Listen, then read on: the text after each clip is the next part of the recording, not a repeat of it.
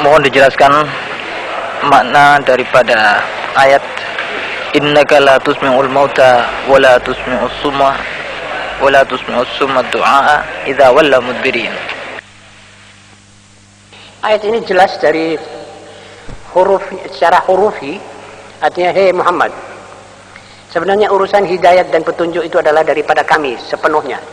Kamu cuma harus menyampaikan, menawarkan.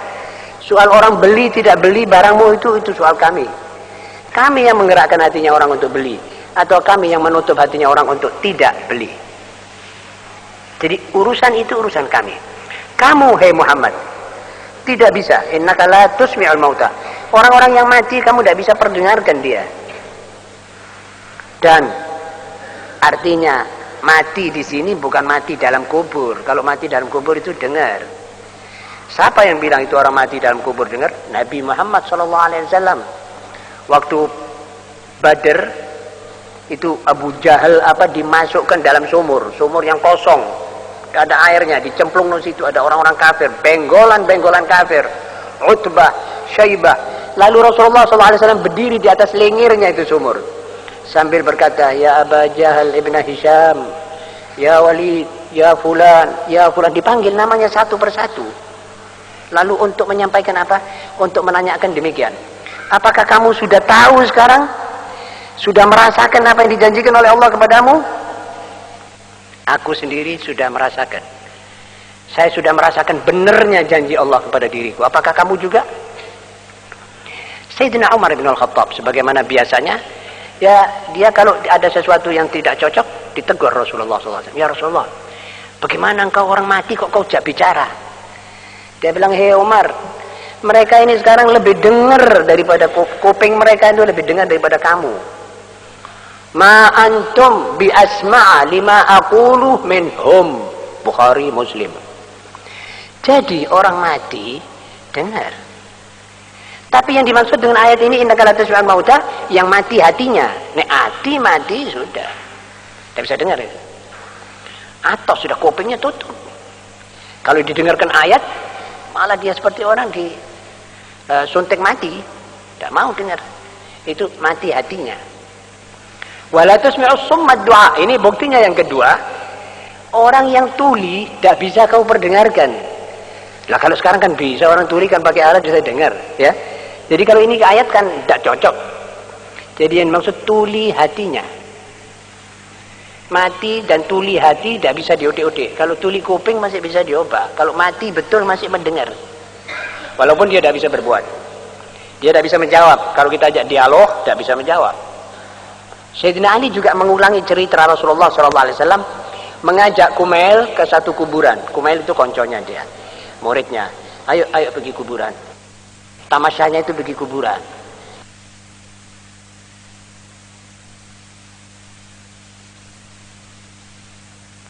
Rasulullah SAW mengajak Kumail ke satu kuburan. Kumail itu konconya dia, muridnya. Ayo pergi kuburan. Tamasyanya itu pergi kuburan. Kita lah pergi kebun binatang, nuwun sewu. Apa sebab? Sebab kuburan itu mengingatkan mati. Ayo kontak jana kuburan. Tanya, orang kuburan, kamu sekarang saya beritakan beritamu. Duniamu sudah dibagi-bagi. Istri-istrimu sudah kawin lagi. Rumah-rumahmu sudah ditempati orang lain. Lah apa beritamu sekarang? Pas dia bilang Kumail, kok munggo bisa kita dengar suara mereka? Dia orang akan bilang, ojo lali taqwallah. Itu pesanku kepadamu wahai yang hidup. Emang betul, dia orang dengar. Dan dengar ya dengar dengan makna. Bukan tidak kupingnya rusak, sudah tidak ada. Tapi rohnya yang dengar. Nah kalau di dunia, roh itu mendengar tapi hatinya mati. Jadi saluran pendengaran dari roh itu tidak ada. Ditutup. Ya seperti dikunci gitu. Sekian. Mohon diterangkan tentang perbedaan di antara pembaharuan dalam Islam dan modernisasi Islam. Kemudian siapa tokoh-tokohnya yang disegani oleh dunia internasional? Siapa Hasan al-Banna itu? Siapa tokoh Hasan al-Banna? Hasan Banna adalah seorang muslim mujahid, satu manusia yang merupakan satu umat. Dia mempunyai kader-kader dari Ikhwanul Muslimin. Dia termasuk tokoh internasional muslim, dan seluruh dunia kafir takut sama dia. Pada satu saat, dan Mesir sampai hari ini kader-kadernya masih ada, dan ada di Jordan, ada di Kuwait, ada di mana-mana Ikhwan Muslimin. Pada satu saat, orang Mesir pengikut Hasan al-Banna berada di Italia, di Roma. Tiba-tiba tengah malam itu lonceng gereja berbunyi semuanya, seperti akan ada kiamat. Dong dong dong dong. Apa ini dunia ini? Ya tidak bisa tidur. Suara sirine semua lonceng gereja genta berbunyi, dan lagu-lagu dinyanyikan semua. Dia tidak tahu apa sebab ini. Dia nyamar sebagai orang kayak negro gitu, dia keluar. Memang mukanya orang Masar ada yang hitam-hitam. Orang Eropa mengatakan ini orang negro, bukan orang Muslim. Dia kira negro Kristen. Dia tanya, ada apa sih ini? Maaf saya. Loh, kau belum dapat kabar? Belum. Oh, dia gawok-gawok. Di mana kamu ini? Ini malam Hasan al-Banna terbunuh. Pesta pora itu Itali. Begitu. Wala tasma'unna minal ladina utul kitab wal ladina asyraku adan katsira. Dari girangnya dia disuruh bunyikan, itu mestinya dari bapaknya mereka, suruh bunyikan itu gereja lonceng. Hasan al-Banna mati. Jadi ini manusia tokoh besar. Dan sekarang ini dirah kalau ada tokoh besar mati, barangkali mereka itu pesta-pestaan besar-besaran. Saya kira itu tokoh baru dibunuh oleh orang-orang Mesir sendiri. Di tangan orang Mesir yang kerja Yahudi dan salibisme internasional. Sebab ini orang kalau lama hidup akan menguasai seluruh dunia Timur Tengah. Kalau beliau hidup sampai hari ini akan lain keadaannya. Sebab beliau masih hidup, saya ada data-data. Dia termasuk tokoh, satu-satunya tokoh di Mesir bersama beberapa Syekh Al-Azhar yang memperdekatkan antara mazhab Syiah dengan mazhab Sunnah. Hasan al-Banna. Karena itu kita tidak tahu ini, kita tidak baca sih. Kita terus mengikuti suara-suara Yahudi yang mau memecah belah antara mazhab-mazhab Islam. Hasan al-Banna ikut dengan Imam al-Gummi waktu itu. Saya ada data-datanya. Dan saya ada keterangan-keterangan dari Shaltut, dari Al-Faham, ulama Azhar. Itu ulama Azhar itu sudah top. Kalau ada orang bilang ulama itu ulama sini atau ulama Pakistan, masih tanda tanya. Tapi kalau sudah dikatakan ulama Azhar, itu mesti merangkap sebagai mufti ad-diyar al-Masriyah. Kalau Syekhul Azhar, tiap Syekhul Azhar itu merupakan mufti ad-diyar al-Masriyah. Jadi seperti kalau ada presiden, mesti panglima tertinggi, dan itu mesti topnya ulama. Saya ada keterangan Shaltut kepada majalah Al-Muqtataf di Kairo. Dia bilang, kenapa kamu ribut-ributkan tentang Syiah Ja'fariyah yang dipakai oleh mazhab Iran sekarang? Kenapa kamu ribut? Saya ini bukan saja membenarkan mazhab itu dan memfatwakan orang boleh beramal dengan ibadah dengan itu, tapi saya sendiri memfatwakan fatwa-fatwa saya dengan mazhab itu. Ada keterangannya. Jadi tokoh Hasan al-Banna satu-satunya tokoh yang belum 40 tahun dulu sudah bisa memikirkan bagaimana kalau dua mazhab ini diperdekatkan. Sunnah. Kalau dua mazhab ini betul-betul satu, hancur semua imperialis Yahudi dan Ameriki dan Sovieti dan semuanya. Minta bukti? Buktinya di Libanon. Itu PLO itu sudah pretelan, itu sudah tinggal 3.000 orang, dijoki 2-3 ribu dari kaum Syiah bersatu.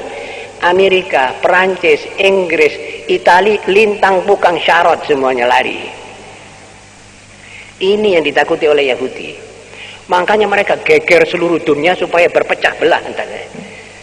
dikatakan itu madhab dalalah. Orang yang begitu itu orang tidak pernah baca. Kita yang baca ya seperti ngelus-ngelus dodol, lawang barang jelas gini kok dikatakan dalal. Itu tandanya suara yang masuk suara taklid a'ma. Sampai betul-betul disesalkan kalau MUI, Majelis Ulama Indonesia, ikut-ikut ke situ. Itu mendemonstrasikan bahwa kita ini tidak punya ulama. Nuhun saya udah punya ulama, udah pernah baca. Makanya mau jadi ulama itu ya tidak dipaido kalau dia itu sampai bilang, aku udah iso golek duit loh, aku ini ngaji. Sampai ada ulama begitu, aku nek golek duit udah iso mutolaah, iso sinau. Yang sinau udah ngaji, udah nyari duit, ya Allah Ta'ala yang ngasih. Itu mesti agak dikritik gitu. Ya walaupun kita tidak berdaya, cuma kita ya minta kepada Allah supaya umat Islam dapat hidayat. Saya merasa gelo betul, mangkel saya. Kalau ada barang betul disalahkan. Dan saksikan saya masih tetap mazhab ahli sunnah. Saya mazhab Syafi'i. Ayah saya, nenek saya sampai 30 nenek semua Syafi'i. Dan saya tidak gentar kalau dikatakan orang saya Syiah. Tidak. Saya mau memperdekatkan. Jangan ikut memusuhi sesuatu yang dimusuhi oleh Yahudi dan Nasrani sekarang. Nanti nek situ sudah buyar, kamu diganyan. Ini sudah alif baktaknya politik Yahudi. A'udzubillah min dzalik. Ada lagi pertanyaan? Sejauh mana batasan-batasan hadis man tasyabbaha biqaumin fahuwa minhum? Batasnya hadis yang letterletnya barang siapa meniru-niru sesuatu kaum, maka dia adalah dari mereka. Batasnya adalah batas minimal. Kalau kita mencontoh pakaian barat, desi barat, topinya barat, dan kelakuan barat, maka kita sudah dianggap oleh Rasulullah SAW orang ini termasuk orang golongan barat. Jadi yang ke barat-baratan adalah barat. Walaupun imitasi lebih enak sebetulnya. Kalau kita mau barat betul, saya sudah karuan. Kalau ada satu orang dari kampung mau pakai gadis kampung memakai rok mini, tidak pantas dia mau ke barat seperti Amerika. Kalau jadi Amerika sekali sudah karuan sudah. Ini masih gadis kampung, kelirnya, potongannya, semuanya ini ke barat-baratan. Ini yang dikatakan oleh Rasulullah SAW bahwa minhum. Apa sebab? Yang menjawab ini bukan saya. Yang menjawab ini satu orang profesor, namanya Leopold Weiss. Kebetulan ini orang dari Poland dan masuk Islam. Dia jawab bahwa sebenarnya saya tidak pernah percaya kalau seorang Muslim memakai pakaian barat, beraksi barat, lalu hatinya masih ada terkandung cinta kepada Rasulullah SAW atau kepada umat Muhammad SAW. Dia mesti tertarik kepada barat. Kalau tidak, buat apa kamu contoh? Apa latar belakangnya ini? Kalau seorang misalnya kiai, lalu dia pakai pakaian jenderal, orang akan ketahui dia, ada apa ini orang memakai pakaian jenderal? Ya saking kepinginnya dia jadi jenderal. Tidak mungkin, dia bukan jenderal dan tidak akan jadi jenderal. Dia kiai. Baca Ja'a Zaidun Qara'a Amrun. Lah mau pakaian jenderal, biarpun dia pakai 5 bintang atau 11 bintang, ya tetap kiai. Kita juga, kalau kita pakai pakaian hippies, kita pakaian you can see, ini kita tidak bisa jadi barat. Cuma yang ada apa? Yang ada kita memencilkan diri dari umat Muhammad SAW. Pergi ke barat. Barat juga belum, tapi umat Muhammad sudah keluar rel. Sebab itu maksiat. Maksiat itu disengaja. Kadang-kadang kita melihat seorang, kita kesihani dia. Ini orang, perlu ada orang yang memberi petunjuk. Gimana dia berpakaian begitu? Lakinya perempuan. Karena itu Rasulullah SAW bahwa minhum. Jadi, dan ada lagi. Tidak mungkin Anda niru kalau tidak Anda cinta. Betul apa tidak? Ada beberapa orang waktu zaman Jepang dulu, kadang-kadang saking cintanya dia kepada Jepang, karena Jepang memakai dia sebagai heho atau apa, dia kalau jalan itu sepatunya diseret kayak Jepang. Biasanya tidak nyeret sepatunya.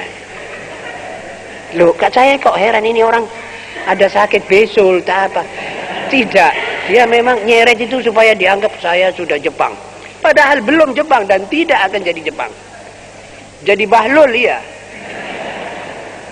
Jadi man tasyabbaha biqaumin fahuwa minhum, batasnya itu sebetulnya demarkasi. Kalau Anda mau cari pakaian Islam, Allah sudah menata. Kalau Anda perempuan, Anda pakaian jilbab, Anda akan lebih cantik daripada kalau saudara pakai open baju seperti yang ada sekarang oleh Barat. Orang lebih belenek, astagfirullahaladzim. Tidak mau melihat ini, orang malu. Seperti kalau saya sekarang bicara dengan saudara pakai kaos kutang saja. Bagaimana saudara lihat? Coba jawab. Saya saudara akan anggap ini orang tidak sopan. Lah bagaimana seorang perempuan keluar di tengah embong, di alun-alun cuma pakai kutangan saja atau setengah kutangan. Ini orang tidak menghormati dirinya dan tidak menghormati orang lain. Dia kira kamu ini semua melihat saya gawok dan kagum sebab saya Barat. Ya seperti orang yang nyeret tadi sepatunya. Lah ini perlu ditegur. Sekian. Sebagaimana telah diketahui umum, hotel adalah perusahaan jasa. Adapun jasa yang dijual meliputi kamar atau penyewaan hotel, menjual makanan, juga menjual minuman, dan menjual lain-lain keperluan tamu hotel. Dalam hal ini, kadangkala oleh pembelinya digunakan untuk keperluan maksiat. Satu contoh yaitu untuk berbuat zina.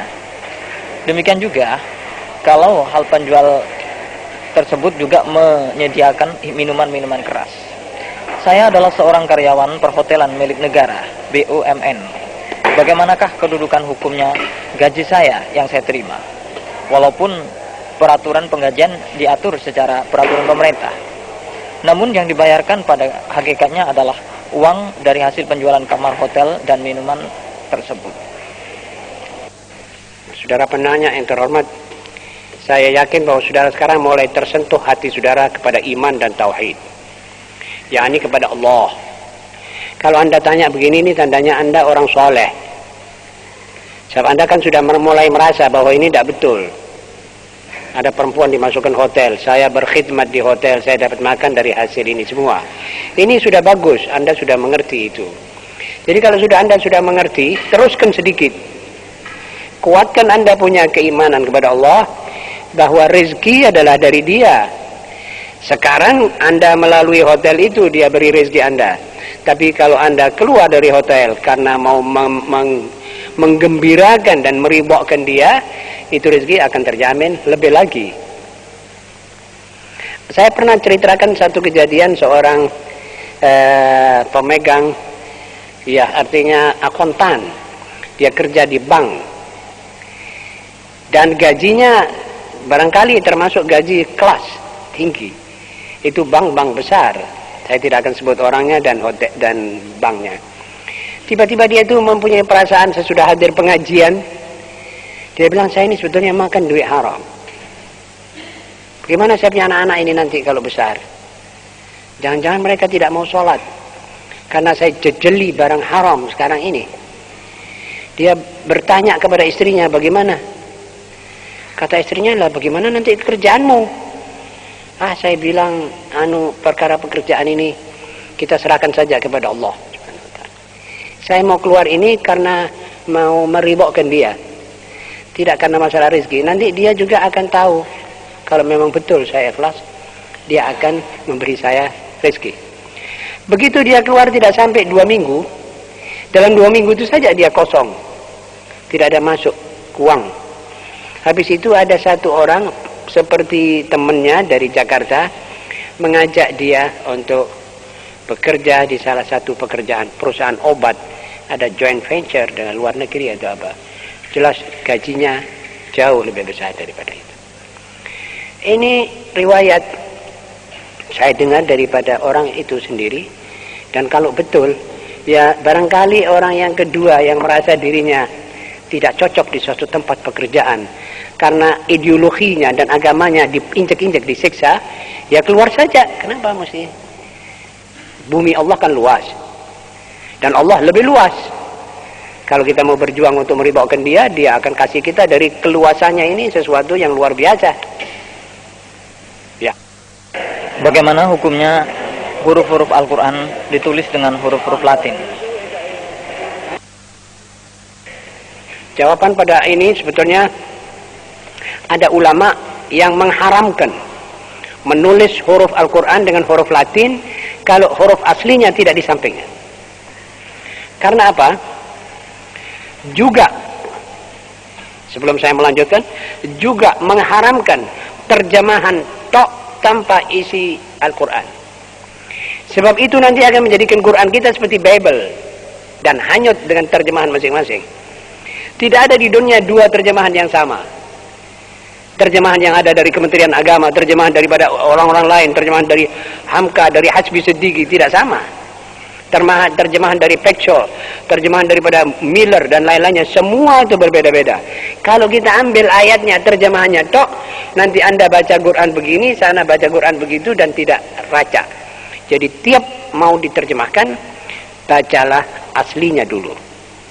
Dan jangan tulis Quran dengan Latin tok, itu haram. Malah sebagian ulama mengatakan kalau ada buku seperti itu, bakarlah. Tapi itu dianggap bukan Quran. Meluasnya pengaruh TV dan bioskop pada masyarakat Islam. Kemudian melihat kenyataan yang ada sekarang, untuk menghindarinya, misalnya dengan cara memboikot dan sebagainya, maka sebagian besar umat Islam sekarang memilikinya. Untuk itu, bagaimanakah cara yang paling efektif untuk mencegah pengaruh TV dan film yang semakin merusak kehidupan umat Islam ini? Sekian. Saya berpendapat bahwa masalah TV ini kalau tidak bisa diperbaiki, kalau tidak bisa diatur sehingga masyarakat dan umat dan bangsa Indonesia merasa dididik dan dijaga akhlaknya oleh TV, maka TV itu harus kita boikot. Kita malah mengharamkan orang nonton TV seperti itu. Apalagi sudah mulai ada langsing fatwa bahwa melihat video yang porno itu dibolehkan. Mapan betul mereka membongkar ini, dinding-dinding sensor ini. Sebab sudah ada pernah dengar selenting-selenting fatwa bahwa melihat kaset blue film boleh. Jadi mereka sudah tinggal jalannya saja. Karena itu kita wajib sekarang ini betul-betul menjaga diri. Setidak-tidaknya orang seorang di antara kita. Kalau kita sudah punya TV, kita bisa jual TV itu, kita bisa kasihkan orang atau kita jual. Tidak usah kita jaga terus itu TV di rumah. Pelihara terus nanti dia keluarkan film-film yang merusak anak-anak kita. Coba saya minta saudara membaca itu film ini supaya Anda dengar sendiri apa yang saya baca tadi agak kurang jelas hurufnya. Saudara-saudara, ini dari seorang yang hadir seminar dan dia 2-3 kali dibilang memang disengaja, jangan ada keterkejutan dan sebagainya. Dari kita umat Islam cuma bisa memboikot, cuma bisa mengharamkan itu kita nonton, dan kita tidak punya TV sama sekali. Dan insya Allah kita tidak punya TV dan tidak berbahaya, malah lebih aman di dunia dan di akhirat. Karena itu TV harusnya kita jauhkan dari rumah kita. Kalau kita sayang kepada diri sendiri, kalau kita sayang pada anak dan istri, dan kalau kita masuk dalam firman Allah, qu anfusakum wa ahlikum nara, jagalah, peliharalah dirimu dan keluargamu dari api neraka, maka sekarang ini waktunya. Sekian. Ada lagi yang mau bertanya?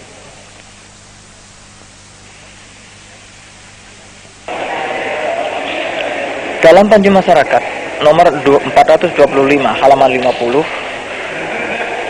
disangsikan tentang halal dan haramnya bakso. Suatu hari saya tanyakan kepada penjual bakso. Nyatanya mereka bilang bahwa bakso bukan dari daging yang haram. Seandainya tukang bakso bohong dan saya percaya padanya karena bakso kegemaran saya, bagaimana hukumnya kalau ternyata bakso tersebut dibuat dari babi? Saudara, saya kira ya kita dalam hal-hal semacam ini sebagai muslim harus juga mempertahankan kebudayaan kita. Kenapa seorang Indonesia dari suku Jawa dan muslim menjual makanan, dia pakai makanan pakai cara dan kata-kata bahasa asing, bahasa orang yang bukan muslim?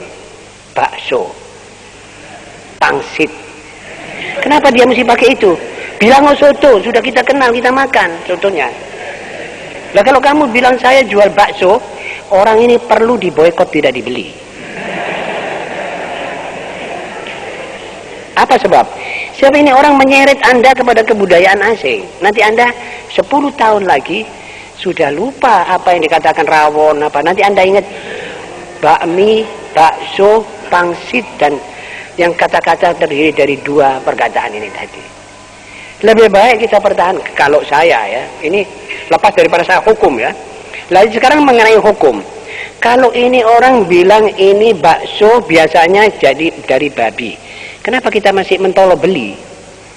Nah kalau dia bilang tidak, anu Pak, ini daging sapi, tapi dia babi, kan kita yang salah di hadapan Allah Taala.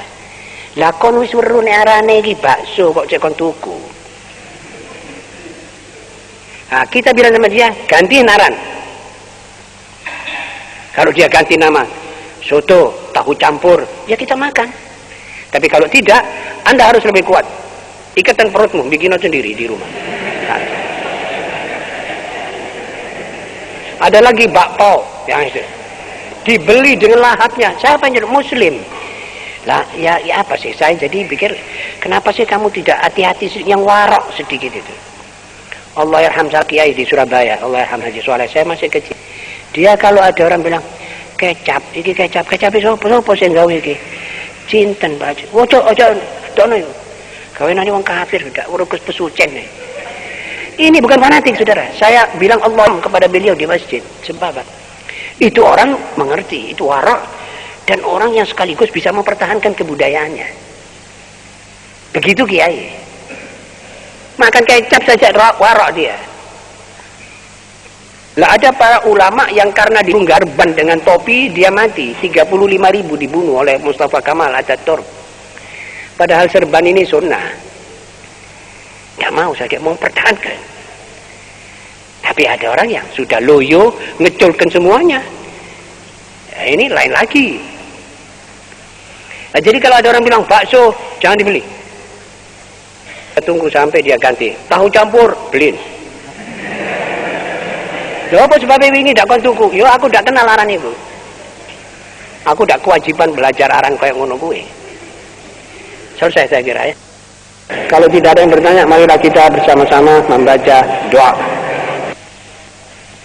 Ya Rabbana tarafna bi annana tarafna annana asrafna ala asrafna تب علينا توبة تغفر لكل حوبة استر لنا العورات آمن الروعات اغفر لوالدينا ربي ومولودينا الأهل والإخوان سائر الخلان وكل ذي محبة أو جيرة أو صحبة المسلمين أجمع أمين ربي أسمع فضلا وجودا منا لا باكتساب منا بالمصطفى الرسول وبكل سولي وسلم ربي عليه عد الحب وآله وصحبه عدد طشبي والحمد لله في البدء والثناء الحمد لله في البدء والثناء مع ربي رب العزة عما يصفون وسلام على المرسلين والحمد لله رب العالمين.